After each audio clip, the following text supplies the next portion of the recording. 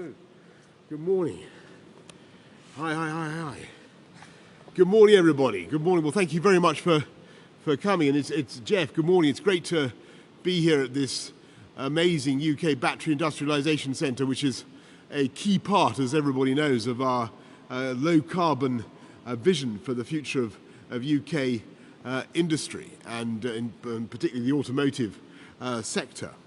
Wonderful to be here and great to see you all. Now, let me begin by saying I wish I could tell you that this pandemic that we're going through was over, and I wish I could say that from Monday we could simply throw caution to the winds and behave exactly as we did before we'd ever heard of COVID. I wish I could say that, I can't. But what I can say is that if we are careful and we continue to respect this disease and its continuing menace, then it's highly probable, and all the scientists, or almost all, are agreed on this, highly probable the worst of the pandemic is behind us. There are difficult days and weeks ahead as we deal with the current wave of the Delta variant, and there will be, sadly, more hospitalizations and more deaths. But with every day that goes by, we build higher the wall of vaccine-acquired immunity, a wall that is now higher and stronger in this country than almost anywhere else in the world. And with every day that goes by, our economy is slowly and cautiously picking itself up off the floor. Businesses are opening their doors. You'll have seen the employment figures this morning, the growth in the number of jobs. People are coming back slowly to the office. And over the next few weeks, therefore, more and more people will find themselves back on their daily commute. And as Andy Haldane lately of the Bank of England has said, there is every prospect that this country is poised to recover like a coiled spring.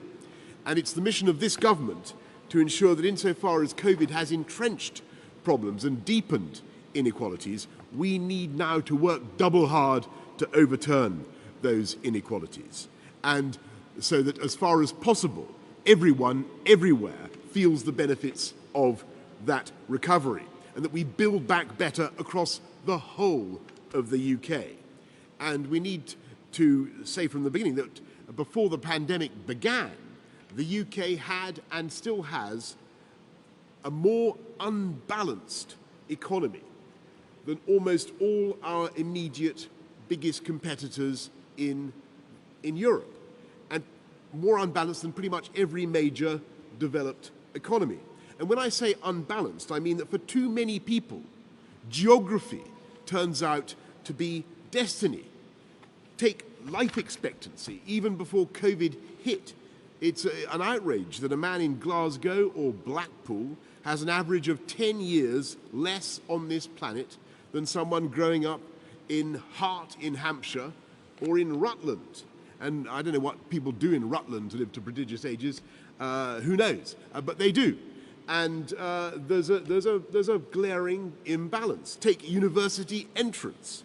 If you're a child on free school meals in London today, you now have more than double the chance of going to university than a child on free school meals growing up outside London. It's an astonishing fact that 31 years after German unification, the per capita GDP of the northeast of our country, of Yorkshire, of the East Midlands, Wales and Northern Ireland, is now lower than in what was the former East Germany. And folks, I mean, some of you may remember going to former East Germany in the era of communism. I went there actually in 1990, just after the wall had gone down. I remember being amazed how far behind West Germany it was with their funny two-stroke engine cars and their fake coffee. But we've got to be honest with ourselves.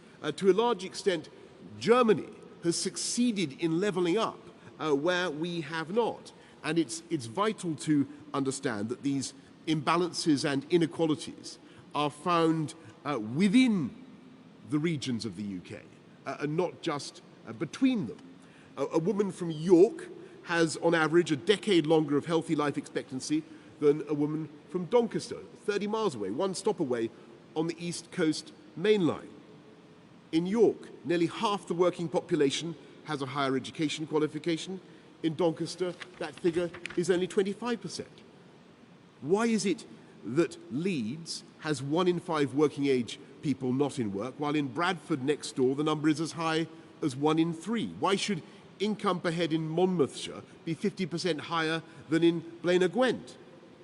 No one believes, I don't believe, you don't believe, there's any basic difference in the potential of babies born across this country. Everybody knows that talent and energy and enthusiasm and flair are evenly spread across the UK. Evenly spread. It's opportunity that is not. And it's the mission of this government to unite and level up across the whole UK, not just because that is morally right, but because if we fail, then we are simply squandering vast reserves of human capital. And we're failing to allow people to fulfill their potential, and we are holding our country back. So today I want to talk again about that project of levelling up and to define it more closely in advance of a white paper later this year that will set out our plan to level up. And we should begin by stressing in all humility that this is a huge undertaking that many governments have debated about and dabbled in before, and though there have been some success, so very different. We don't need to look at what has happened in the old East Germany, which, as I say, has overtaken parts of our country. We can look at our own history and the ability of places to recover and regenerate without natural resources, without discovering gold or oil under their streets. And look at London. We should never forget that our national capital suffered a 50-year period of decline when its population shrank by as many as 2 million people between the 1930s and the mid-80s. And the same urban decay was seen in cities around the country. And the inequalities were so acute that when I became mayor in 2008, you could travel from Westminster to Canning Town East on the Jubilee line and lose a year of life expectancy with every stop, so to speak. It wasn't the tube that was at fault, it was the environment in the city. And yet at the end of my time as mayor 8 years later, that was no longer true. Life expectancy had increased across the capital, but the gains had been greatest among the poorest groups. And that is what I mean by levelling up. There's much more to do in London, and there are still huge inequalities, but deprivation levels have been dramatically reduced. And let's be clear about the difference, the philosophical difference between this project, levelling up, and levelling down. We don't want to level down. We don't want to decapitate the tall poppies. We don't think that you can make the poor parts of the country richer by making the rich parts of the country poorer. And you can't hope to stimulate growth around the country by actually constraining companies from developing, as the Labour government did in the 1960s with their ludicrous industrial development certificates. Levelling up can only be achieved with a strong and dynamic wealth-creating economy. And there's got to be a catalytic role for government, and government must provide a strategic lead. But that requires consistency from government, not chopping and changing. And in the last 40 years, we've had 40 different schemes or bodies to boost local or regional growth. We had the Abercrombie Plan in London, the New Towns, the Economic Development Committees, the Urban Regeneration Corporations, the New Deal for Communities, the Regional Development Agencies, and yet none of these initiatives have been powerful enough to deal with the long-term secular trends of deindustrialization or the decline of coastal resorts. And that basic half-heartedness of governmental approach has been coupled with an unspoken assumption by policymakers that investment should always follow success. So that, to use a football metaphor, the approach has always been to hang around the goalmouth rather than being the playmaker. If you see what I mean, I'm not a great expert on football, but you get the general drift of what I'm trying to say. Or to borrow a biblical comparison. Governments have created a sort of Matthew effect. To him that hath shall be given.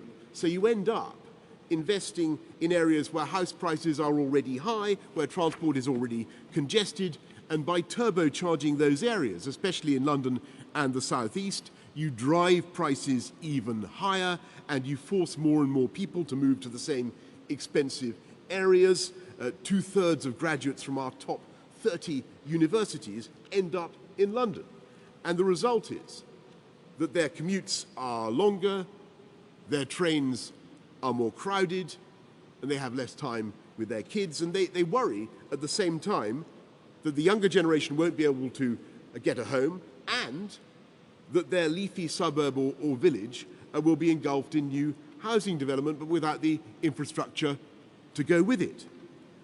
And so the process of levelling up is not just aimed at creating opportunity throughout the UK, it's about relieving the pressure in those parts that are currently overheating. And to those who seriously worry that levelling up could in some way be to the detriment of London and the South East, let me make some obvious points. And I speak as somebody who's spent more than a decade now campaigning to extend the lead of London as the greatest city on earth. Does anyone seriously believe it would be bad for London or has been bad for London to see the BBC growing and flourishing as it has in Manchester? Or is it bad for London? You've got JP Morgan now having an enormous back office in Bournemouth and the biggest employer in Dorset, or one of the biggest private sector employers in Dorset. That's not bad for London. Of course it isn't.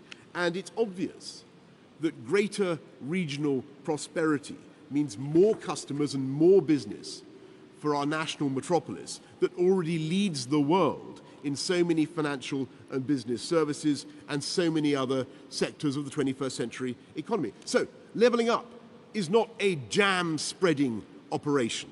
It's not robbing Peter to pay Paul, it's not zero-sum, it's win-win for the whole United Kingdom. And so this is the plan. And I will believe that we've made progress on levelling up when we've begun to raise living standards, spread opportunity, improved our public services, and restored people's sense of pride in their community across the whole of the UK. And you've got to begin by getting the basics right. And then we've got to begin by fighting crime, because we will never level up across our country. While some kids face the misery of dealing with the county lines drugs gangs, and some kids do not. And that's why we're putting rings of steel around towns that are plagued with these gangs and steadily driving them out. And so far we've squeezed more than 1,000 county lines drugs gangs out of business. And that's why we want tough sentences, and we're imposing tough sentences, and we're recruiting 20,000 more police. And we'll be ruthless in fighting crime, because it is the poorest and most vulnerable who suffer the most.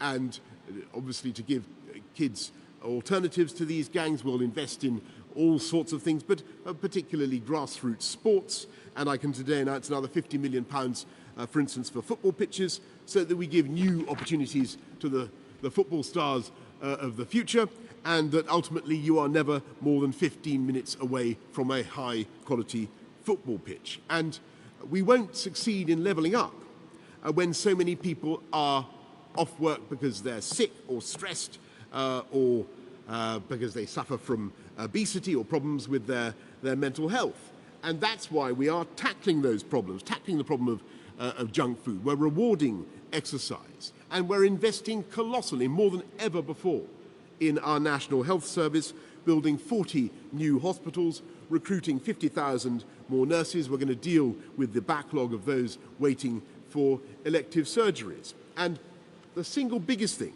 we can do, of course, in addition to investing in public service, to change people's lives and to give them the confidence and the serotonin that everybody needs to deal with the day, is to give people the chance of a good job on decent pay.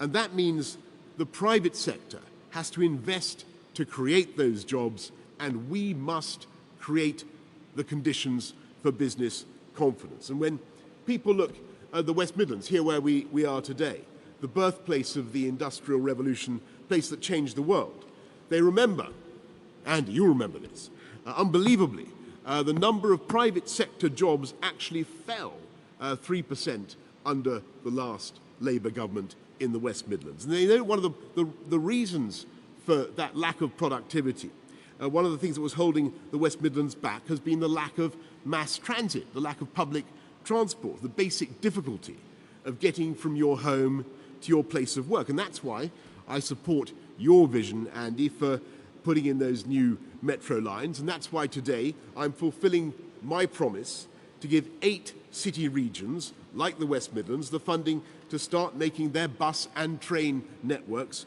as good as London by launching our City Region Sustainable Transport Fund, £4.2 billion that local leadership can spend on projects like contactless ticketing, new tram lines, bike lanes, and I speak as somebody who's put in more bike lanes probably than anybody else in this country. They are deeply resisted by some people, but overall they are massively popular, and I thoroughly recommend them. This is part of the biggest infrastructure investment in the history of our countries. £640 billion on roads, on rail, on housing, clean power generation. We will use the findings of Sir Peter Hendy's Union Connectivity Review to see how we can strengthen the sinews of the whole United Kingdom, getting HS2 trains to Scotland, giving new impetus to projects that benefit the whole country, the A1 that links Scotland and England, the A75 that links Northern Ireland and Scotland and England, the links into Wales along the M4 corridor, the A55, dozens of other crucial projects long overdue, like the A303 to the Greater Southwest. And we've made huge progress, by the way, in rolling out gigabit broadband throughout the UK. When I became Prime Minister almost exactly 2 years ago, 7% of the country, as I never tired of saying at the time, 7% of the country had gigabit connection. By the end of this year, we will be hitting 60%. And that has the potential to revolutionize our patterns of work and provide a tailwind for levelling up. And no matter how frustrating we may find life on Zoom, we can see how this technology and its successors will allow the places that have been left behind or have felt left behind to become places that retain their talent. And professionals will be able to stay and bring up their families and enjoy a higher quality of life without the need to move to a supposedly fashionable conurbation. And we're also helping young people to fulfill their dream of owning the home in a place where they want to live, with our 95% mortgage guarantee, as well as reserving a portion of homes in some new developments for first-time buyers at a discount of at least 30%. And this government is backing the improvement of the lives of people growing up in these areas with the Levelling Up Fund, £4.8 billion to be spent across the whole of Britain, England, Scotland and Wales, and with town deals, with another 15 of them announced today, helping local people to renew the places they live, from the Civic Square in Tilbury to the Hippodrome Theatre in Todmorden, removing chewing gum, graffiti, breathing new life into town centres through our High Street strategy, which is also published today. And though the overall, each change may be individually small, the overall effect can be transformative in making that environment attractive as a place to live and to bring up a family and to invest. And of course, what is the key question that people ask themselves, young families ask themselves about a neighbourhood? It's not just whether it's safe and all has good transport, it's whether the schools are good. And we need to give all our children the guarantee of a great education with safe and well-disciplined classes, fantastic teachers. So we are literally levelling up funding for primary and secondary education with a higher level of funding per pupil, so that every teacher starts on a salary of £30,000. And we must face the reality that in loss of learning and loss of life chances, some children have been hit harder by this pandemic than others. And so we've put in place the biggest tutoring program anywhere in the world to help them catch up. A catch-up program, by the way, that is already worth £3 billion on top of the £14 billion that we invested as soon as this government came in. But it is in post-16 education, post-16, where the differences across our society are starkest. It cannot be right that Bath has 78% of its population with a level 3 or equivalent qualification. Bradford has only 42%. And that's why this government is so obsessed, the Chancellor, everybody, Rob Jenrick, we are all obsessed with skilling up our population. We love our universities. We believe they're one of the great glories of this country. But we need to escalate the value of practical and vocational education with its power to transform people's lives. And that's why we're rolling out T-levels and apprenticeships, because we know that higher level apprentices can earn more than the average graduate 5 years after graduation. That's why we're creating the lifetime skills guarantee so that adults can go on to get those level 3 qualifications. And so as we improve skills and cut crime and upgrade transport and ensure that gigabit broadband is extending its invisible electronic tendrils into every home in the country and opening up limitless vistas of information and opportunity, by that process, we want to make the whole country more attractive for investment.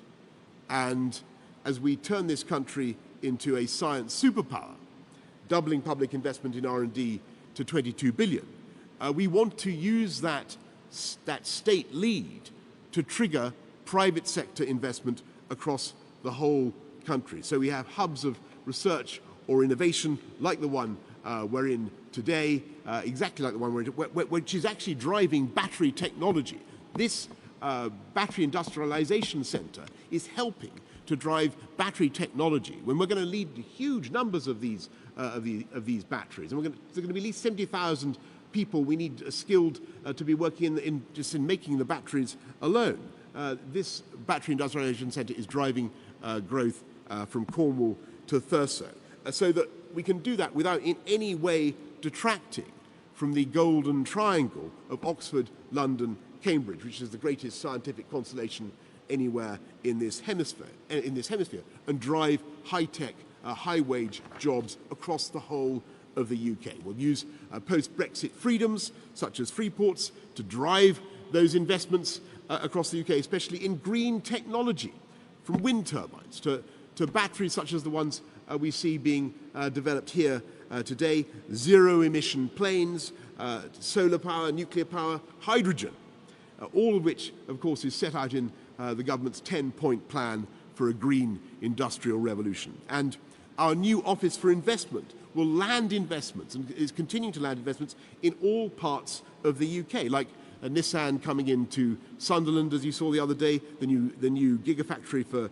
batteries, Stellantis to Ellesmere Port, Fujifilm in Teesside, Chinna Glass in Ebbw Vale, all just in the last few weeks, and not forgetting the wise decision of Heinz tomato ketchup to relocate manufacture of that vital product from to Wigan from Holland, and about time too.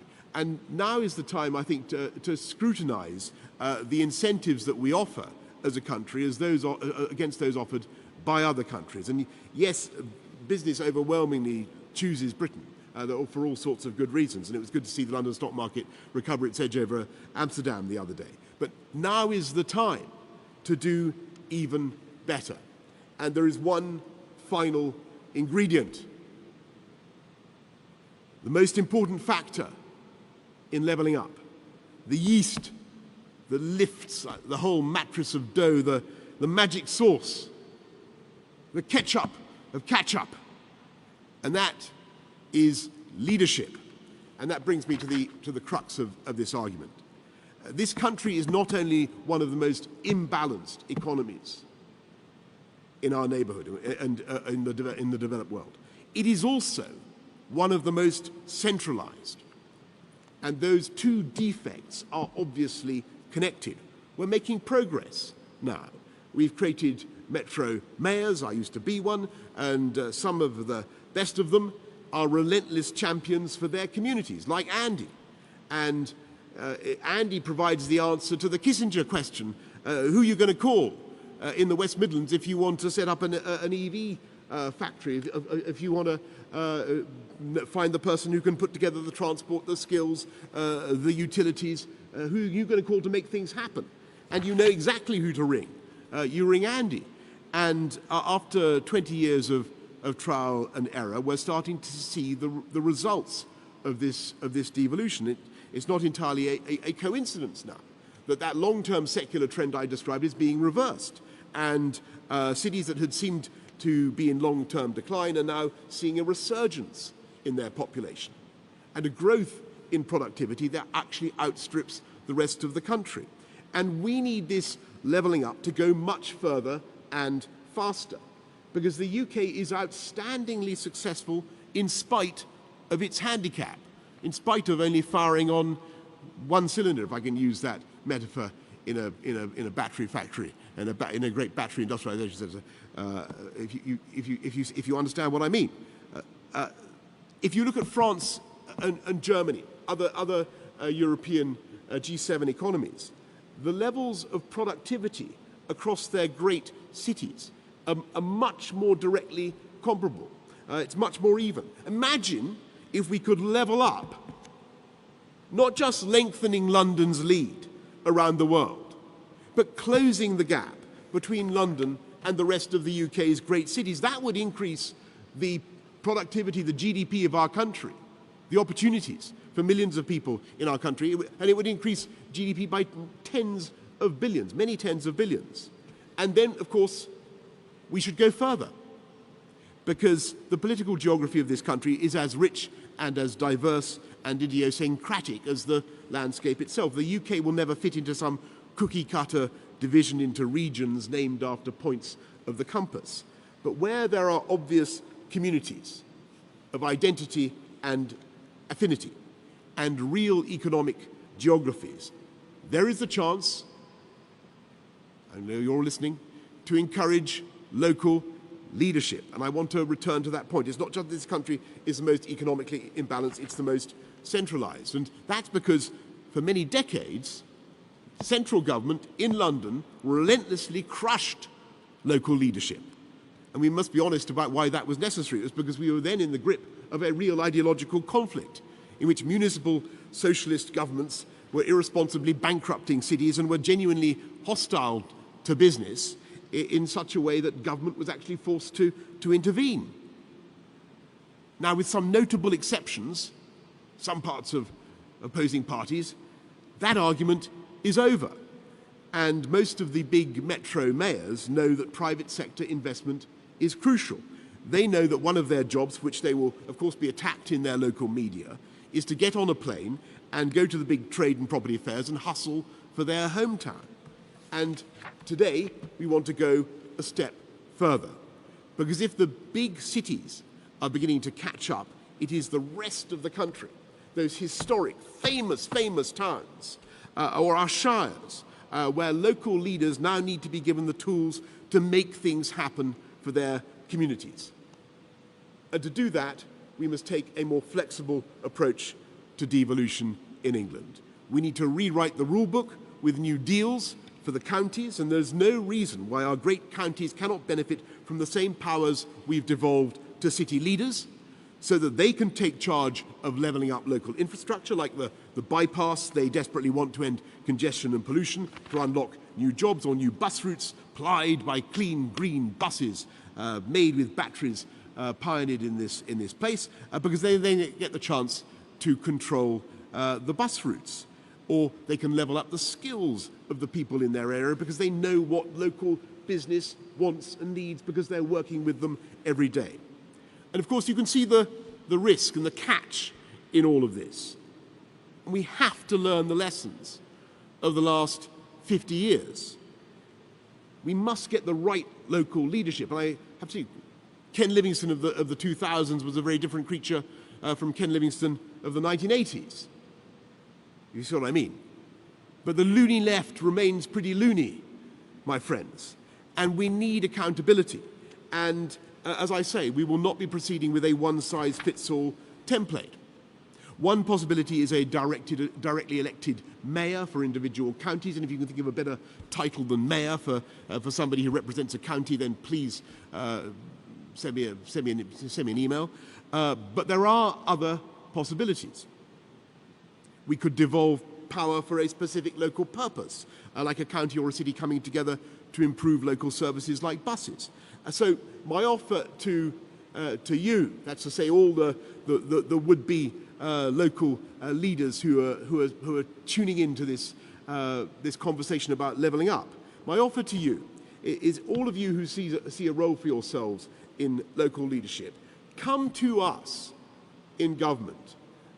Come to Neil O'Brien or to me or to Rob with your vision for how you will level up, how you will back business, attract more good jobs and improve your services. And come to us with your plan for strong, accountable leadership. And we will give you the tools to change your area for the better. And it can be done, because there's no intrinsic reason why one part of this country should be fated to decline or indeed fated to succeed. The towns and cities that people say have been left behind have not lacked for human ingenuity. They've not been short of people with courage or intelligence or imagination. And there's no place in this country that does not have something special about it. Something about their scenery or culture or history or tradition, some selling point, unlike anything else or anywhere else in the world. And they don't think that they're left behind, and they're right. They think that they're the future, or they could be the future. And they're right about that too.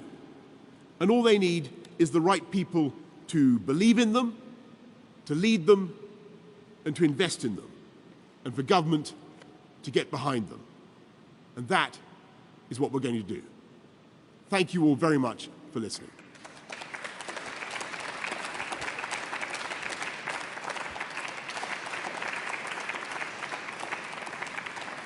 Right. Thank you very much for listening to that extensive speech about levelling up. And I'm now going to go to our friends from, well, actually, I'm going to go to Tony Danker of the CBI and then Professor Pam Thomas from the Faraday Institution, I think, before we come to, and then we're going to go to Beth. Prime Minister, thank you for that speech. Tony. Businesses up and down the country, I think, are very highly motivated by the levelling up agenda and keen to work with you to turn it from ambition into action. One of the most exciting developments, I think, in recent years is the emergence of local economic clusters across every part of the UK, and everything from renewable energy to advanced manufacturing to digital services. I'm wondering how you think we can turn those local success stories into national and ultimately global success stories, and how can business and government work together to achieve that? Thank you very much, Tony. I think that the answer, you're so right. And what is happening across the country is that you are seeing this story of local success, the dispersal of high-tech jobs, of innovation arriving in all parts of the country. And what it needs is business and local leadership to work together to hold up a mirror to that part of the country, that city, that town, that region, and say, this is the narrative about us. This is what is happening. This is the story of our success. This is what we have to offer. And if you come and invest here, this is how we'll help you. And that's why I put this emphasis on leadership. You need the local champion. You need to bring together, whether it's the LEP, whatever the means is, whether it's through the mayoralty, you need to bring people together and then project the story to the world. That is absolutely vital. And I've no doubt at all that it can be done. But I'm glad that the basic agenda has the support of the CBI. And it's great, by the way, Tony, can I just say, after a long period, to find the government and the CBI in lockstep, at least on this. So thank you very much for coming. Pam of the Faraday Institute. Thank you, Prime Minister. I was very encouraged to hear you speak about Britain as a science superpower. So I was really wondering what your vision of levelling up across the country, together with the ambition to be a scientific superpower, means for the involvement of world-class research institutions such as the Faraday Institution. Oh, well, thanks very much, Pam. The Faraday Institution is a quite incredible body. It's based in Harwell in Oxford, but actually it links together all the universities that are conducting research into batteries, amongst other things. And we need these batteries. There's absolutely no question. We're going to, at the moment, it was great that Envision brought the gigafactory to Sunderland. We have high hopes of the British Volt plant in Blythe, but even those two added together will only supply a fraction of the demand that the UK's own domestic vehicle market will have. And we're going to need, I think, 70,000 people, skilled people, just to make batteries across this country. So the answer to your question, Pam, is that we want to work with you, with the Faraday Institute, with this body here, with the UK BIC, to make sure that we produce those gigafactories across the whole of the UK. There's obviously a case for having a gigafactory here in the West Midlands. You're going to want one next to a centre of automotive manufacturing, but even that won't be enough to satisfy the demands just of the UK domestic market.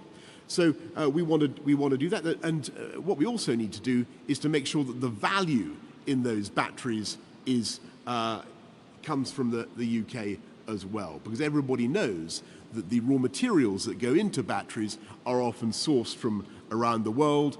We can do much more to source those chemicals, those metals from the UK, and to make sure that this country retains its lead in devising ever cleaner, ever greener, and more beautiful technology. Where was the lithium-ion battery invented? Oxford, I think I'm right to say. And yet it's other countries that have taken that, as so often, taken that British invention, gone away, and become pioneers themselves. We now need to recapture our leading role, and I've absolutely no doubt that we can do it. Beth Rigby, Sky News.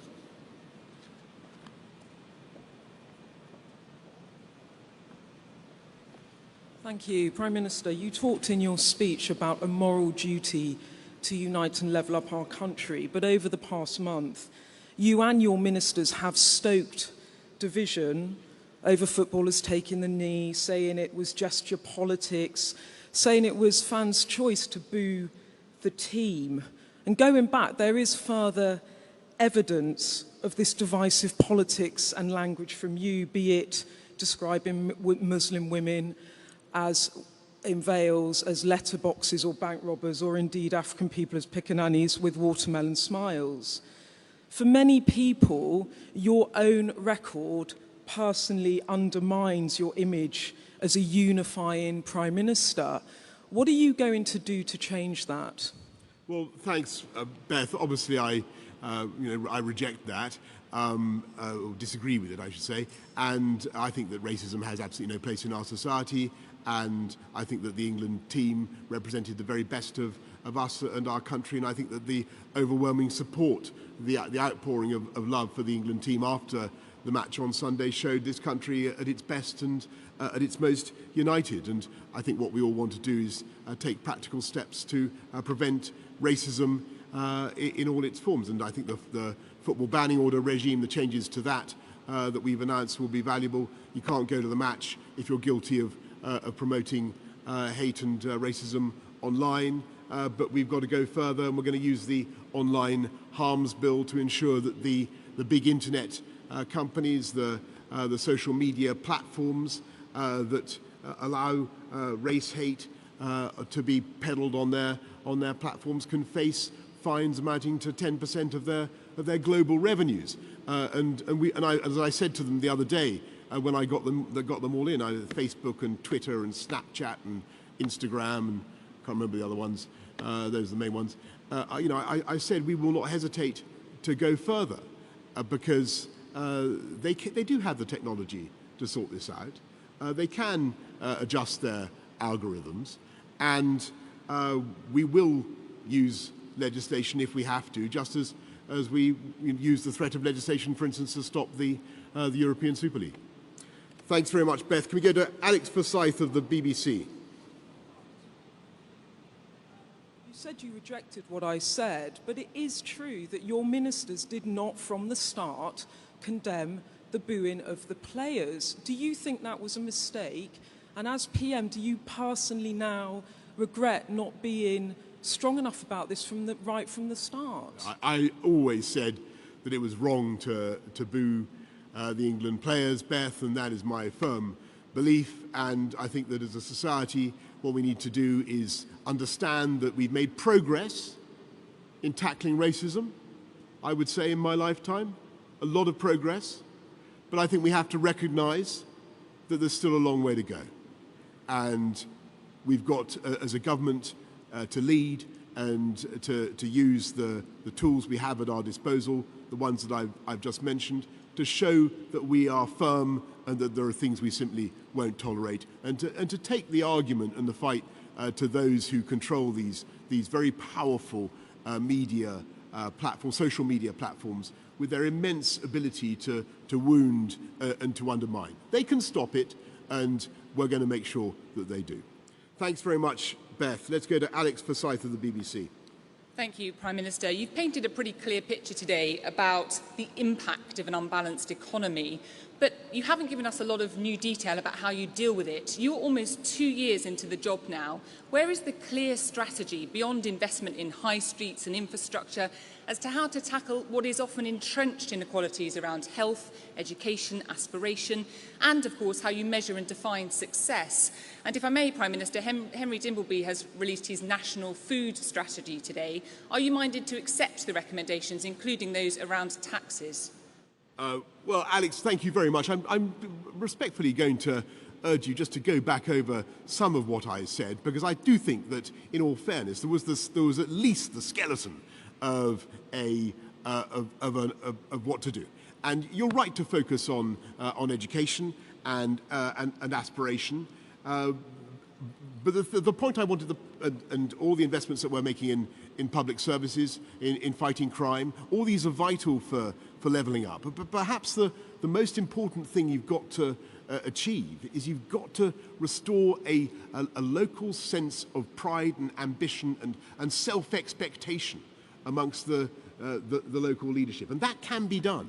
That can be done. And we in this government are absolutely determined to do everything in our power to achieve it. And what I would say to people thinking about this is just imagine the potential of this country, or what this country could be like, if all its areas were as productive as the most productive parts, or even half as productive as the most productive parts. We have a real, or half as productive again, I should say, as the most productive. We have a real opportunity to change people's lives and change the way this country is going. And this government is going to continue to drive it with all our might.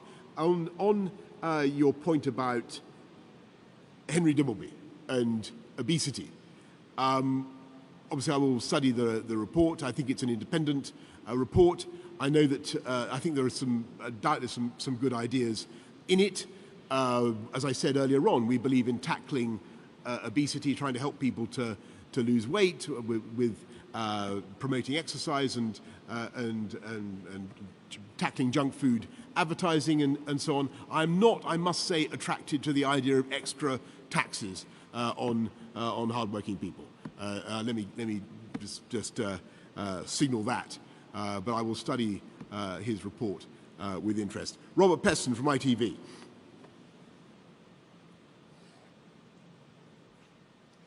Morning, Prime Minister. You pointed out that levelling up will not succeed if businesses lack confidence. About 12 days ago, you said that next Monday there would be no obligation to wear masks.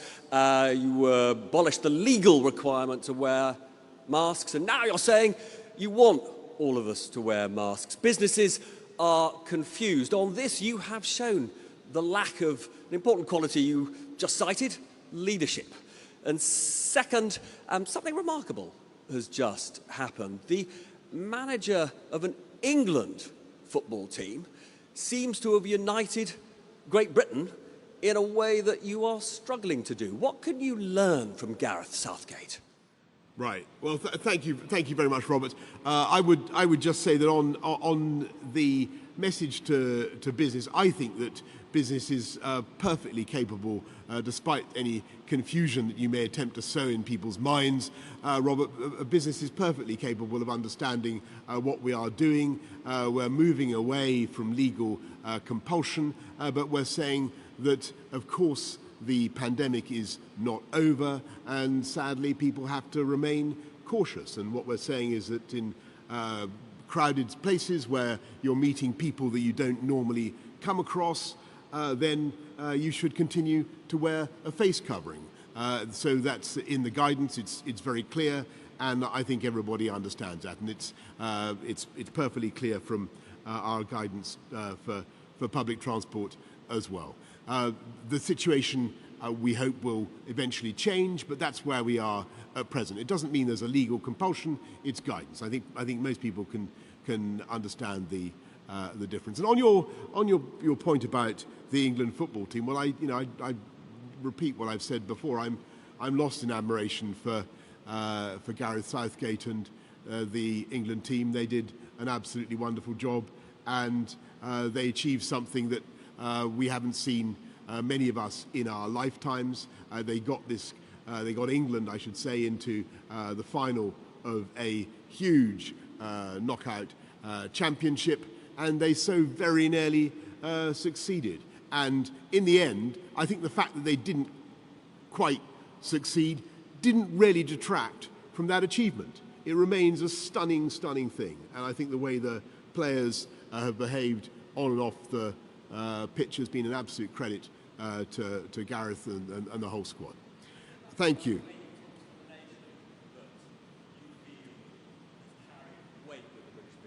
I salute the Gareth and the England team, and I sit at their feet. How about that, Rob? Will that do? Thank you, Jason Groves, Daily Mail. Thanks, Prime Minister. I wanted to ask you about your opening remarks. Should we see Monday as Freedom Day?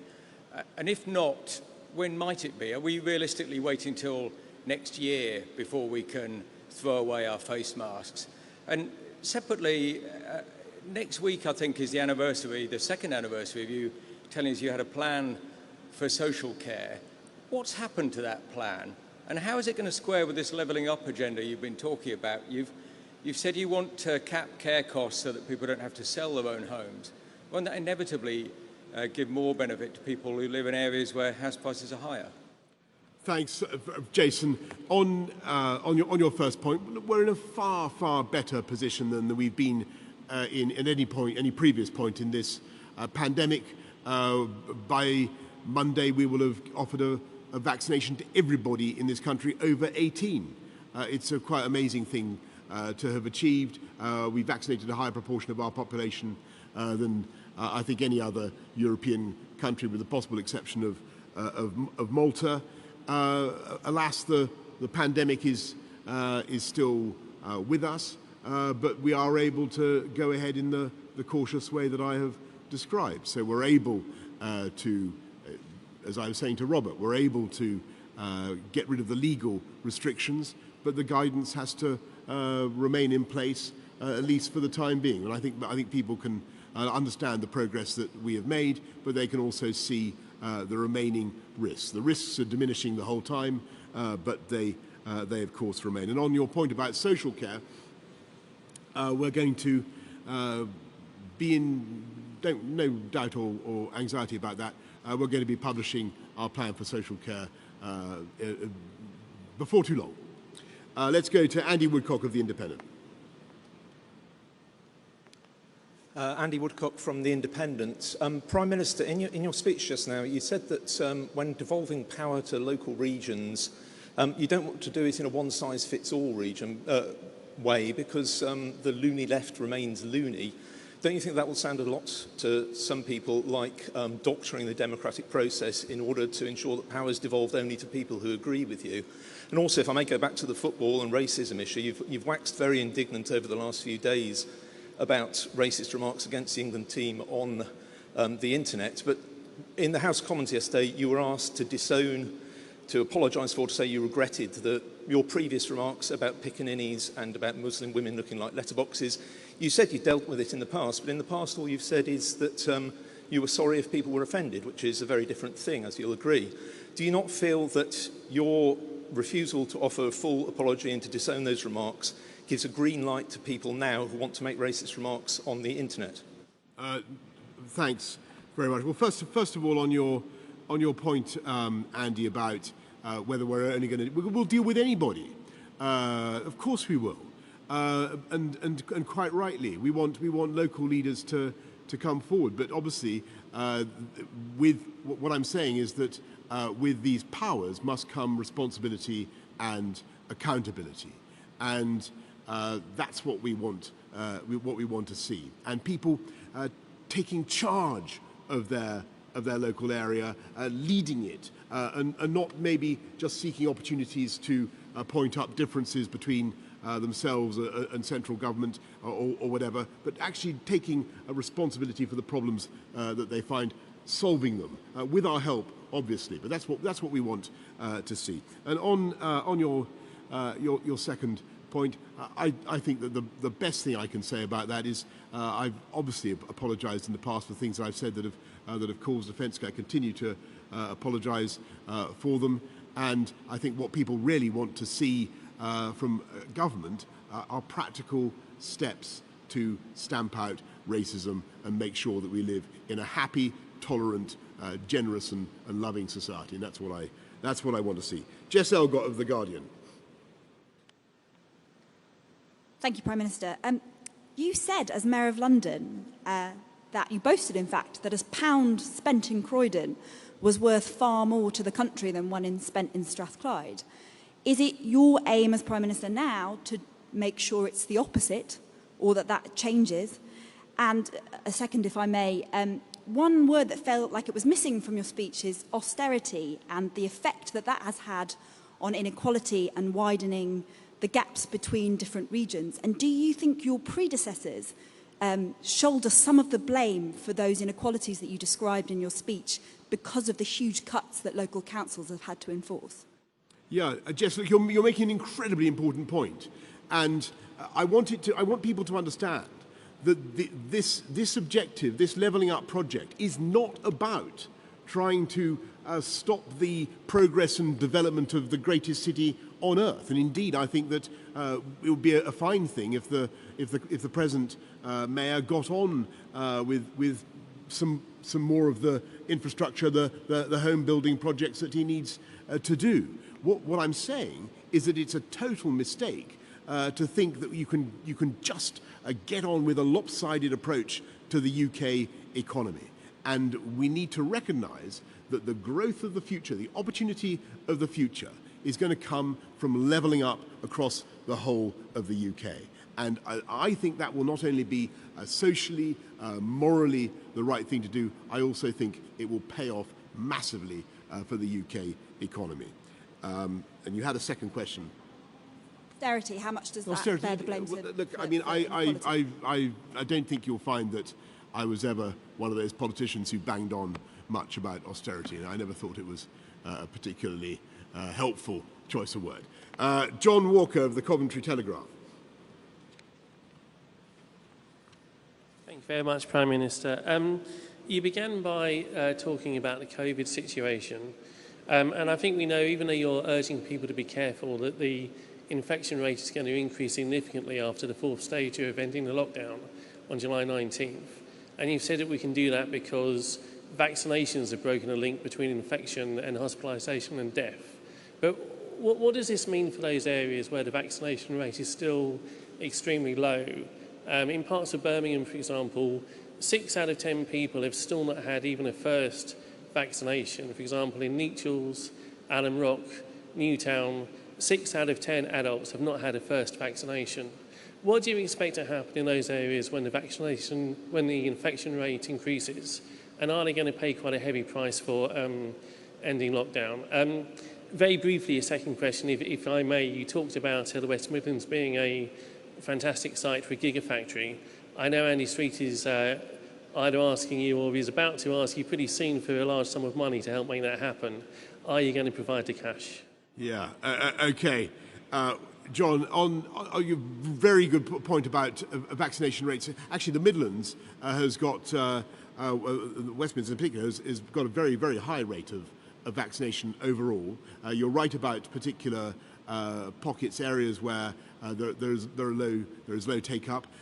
What we've got to do is to encourage people to come forward as enthusiastically as we can. And if I can just suggest, I think the way to do that is by engaging with local leaders in local communities, not in any way trying to blame or to stigmatise those who are not getting vaccinated at the rate that they should. I don't think that's the right way to do it. It's simply a question of encouraging people to take it up. It is the right thing. It's by far the best thing for you and your family. When you get your offer of a jab or a second jab, please take it up. And I know that Andy has been helping to lead that campaign as well in this area. On your point about the Gigafactory, well, look, I can't think of it. There are very few people in this country who've been more successful in extorting massive checks from the Treasury than Andy Street. But I'm HS2, all sorts of things. I'm not certain that you've yet been to me with the request for the Gigafactory. You're now taking off his mask. Very, very, very worrying development here. I thought I'd got through this, but Andy, go on.